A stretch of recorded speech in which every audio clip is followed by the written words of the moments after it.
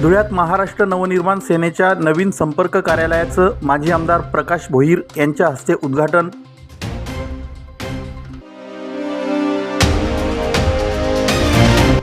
बोरकुंडच्या बधाने दाम्पत्याचा महामार्गावर अपघातात दुर्दैवी अंत. गावाने स्वयंस्फूर्तीने ठेवली दुकाने बंद.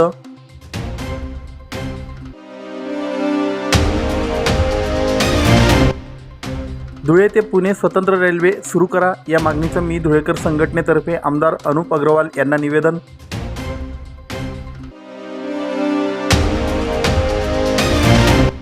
आणि धुळ्यात महसूल दिनानिमित्त अधिकारी कर्मचाऱ्यांचा जिल्हाधिकारी भाग्यश्री विस्पुते यांच्या हस्ते गौरव. महाराष्ट्र नवनिर्माण सेनेच्या धुळे शहरातील नवीन संपर्क कार्यालयाचं उद्घाटन क्युमाइन क्लब समोर पार पडलं. मनसेचे संपर्क प्रमुख तथा माजी आमदार प्रकाश भोईर यांच्या हस्ते या कार्यालयाचं उद्घाटन करण्यात आलं. या कार्यक्रमाला पक्षाचे पदाधिकारी, कार्यकर्ते आणि समर्थक मोठ्या संख्येनं उपस्थित होते. कार्यक्रमाच्या सुरुवातीला उपस्थित मान्यवरांच्या हस्ते संपर्क कार्यालयाचं उद्घाटन करण्यात आलं. त्यानंतर कार्यकर्त्यांनी पक्ष संघटना अधिक मजबूत करण्याचा तसेच शहरातील नागरिकांच्या विविध समस्या सोडविण्यासाठी सक्रियपणे काम करण्याचा निर्धार व्यक्त केला. यावेळी उपस्थितांना मार्गदर्शन करताना संपर्क प्रमुख प्रकाश भोईर यांनी धुळे शहरात मनसेची संघटनात्मक ताकद वाढविण्यावर भर देण्याचं आवाहन केलं.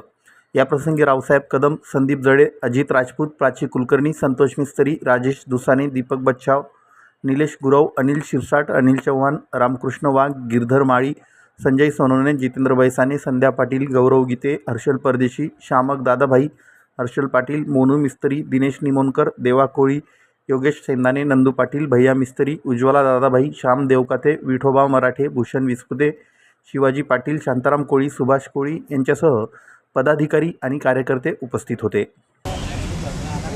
त्या संपर्क अध्यक्षाचा मला जे 2 महिन्यापूर्वी दिलं, त्यानंतर मागच्या वेळेस आढावा बैठक झाली. त्यानंतर आपले सर्व पत्रकार बंधू मला आपण आपली भेट झाली होती.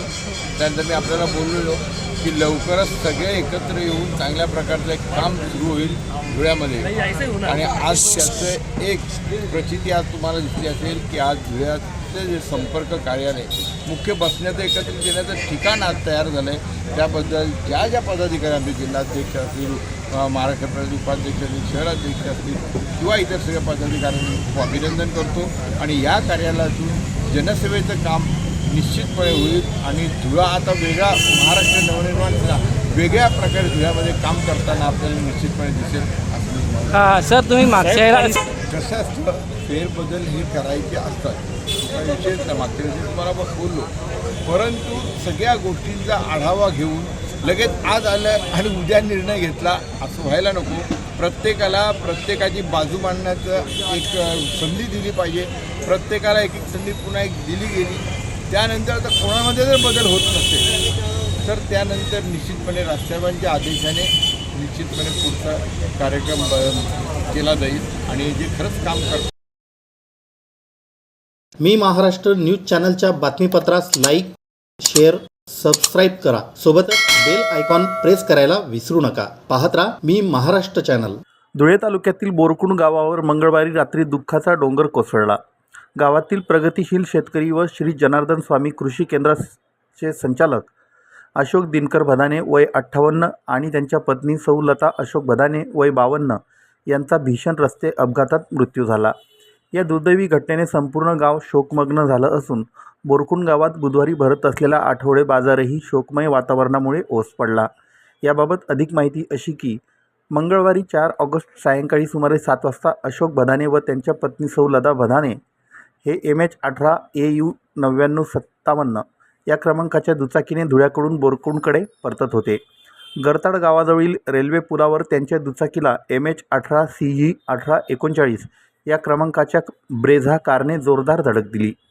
ही धडक इतकी भीषण होती की दोघेही गंभीररित्या जखमी झाले. स्थानिकांच्या मदतीने त्यांना तातडीने रुग्णालयात दाखल करण्यात आलं. मात्र उपचार सुरू असतानाच दोघांचा मृत्यू झाला. अशोक भदाने हे परिसरातील शेतकऱ्यांचे विश्वासू मार्गदर्शक म्हणून ओळखले जात होते. कृषी सेवा केंद्राच्या माध्यमातून त्यांनी अनेक शेतकऱ्यांशी जिव्हाळ्याचे संबंध निर्माण केले होते. त्यामुळे त्यांच्या निधनाची बातमी गावात पोहोचताच सर्वत्र शोककळा पसरली. बुधवारी गावातील अनेक व्यापाऱ्यांनी स्वयंस्फूर्तीने दुकाने बंद ठेवून दाम्पत्याला श्रद्धांजली अर्पण केली. आठवडे बाजार असूनही गावात नेहमीची गजबज दिसली नाही. सर्वत्र हळहळ आणि शांततेचं वातावरण होतं. अशोक बदाने यांच्या पश्चात आईवडील, एक मुलगा, एक मुलगी तसेच मोठा आप्त परिवार आहे. बुधवार दिनांक 5 ऑगस्ट रोजी सकाळी 11 वाजता त्यांच्या राहत्या घरापासून अंत्ययात्रा काढण्यात आली. शेकडो ग्रामस्थ, नातेवाईक, मित्रपरिवार आणि शेतकरी बांधवांच्या उपस्थितीत शोकाकुल वातावरणात त्यांच्यावर अंत्यसंस्कार करण्यात आले. अकाली काळाने हिरावून नेलेल्या या दाम्पत्याच्या निधनाने बोरकुंडसह संपूर्ण परिसरात हळहळ व्यक्त करण्यात येत आहे. या अपघाताला जबाबदार असलेला संबंधित कार चालक हा दारू पिलेला होता. तो अतिशय अरेरावीने वागत होता. त्यावरून त्याच्या चुकीचा त्याला किंचितही पश्चाताप झालेला दिसत नव्हता. मी महाराष्ट्र न्यूज चॅनलच्या बातमीपत्रास लाईक, शेअर, सबस्क्राईब करा. सोबतच बेल आयकॉन प्रेस करायला विसरू नका. पाहत राहा मी महाराष्ट्र चॅनल.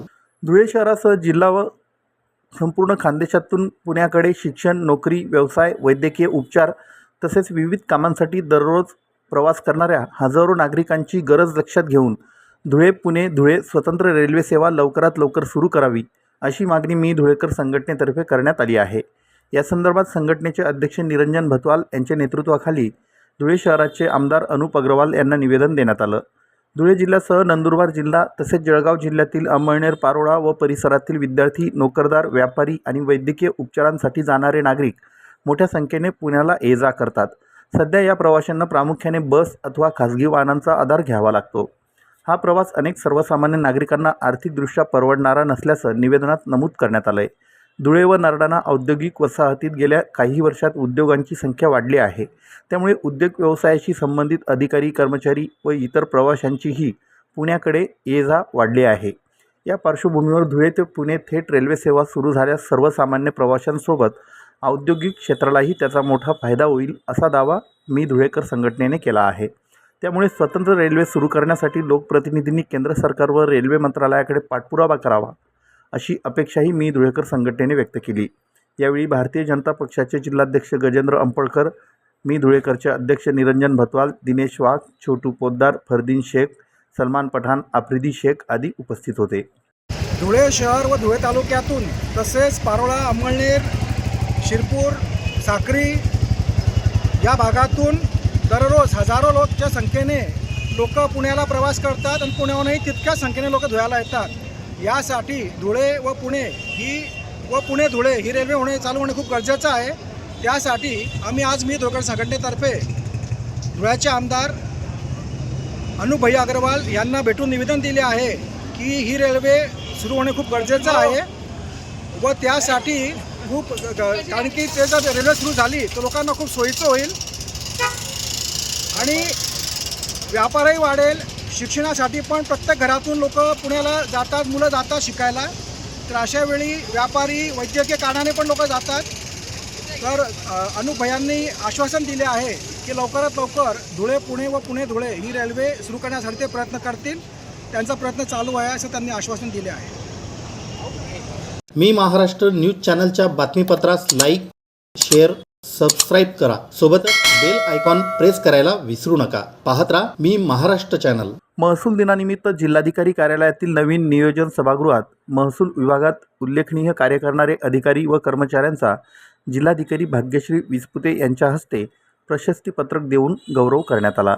यावेळी अप्पर जिल्हाधिकारी सुभाष बोरकर, निवासी उपजिल्हाधिकारी शरद पवार, उपजिल्हाधिकारी संदीप पाटील, प्रशासन, उपजिल्हा निवडणूक अधिकारी गंगाराम तळपाडे, उपजिल्हाधिकारी संजय बागडे, बालाजी क्षीरसागर, उपविभागीय अधिकारी शरद मंडलिक शिरपूर, धुळे ग्रामीणचे तहसीलदार अरुण शेवाळे आदी उपस्थित होते.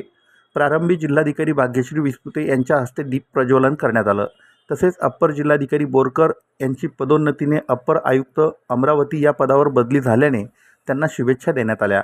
यावेळी नायब तहसीलदार विजय गोस्वामी, लघुलेखक नितीन बागुल, सहाय्यक महसूल अधिकारी सुभाष बाविस्कर, मंडळ अधिकारी गजानन सोनवणे, जिल्हा आपत्ती व्यवस्थापन अधिकारी जितेंद्र सोनवणे, महसूल सहाय्यक सागर सोनवणे, ग्राम महसूल अधिकारी मोराण्याचे पोलीस पाटील सुभाष निकुंबे, मुलकी शिपाई प्रकाश वाघ, महसूल सेवक डोंगरमाळी यांचा प्रशस्तीपत्रक देऊन गौरव करण्यात आला. मी महाराष्ट्र न्यूज चॅनलच्या बातमीपत्रास लाईक, शेअर, सबस्क्राईब करा. सोबतच बेल आयकॉन प्रेस करायला विसरू नका. पाहत राहा मी महाराष्ट्र चॅनल.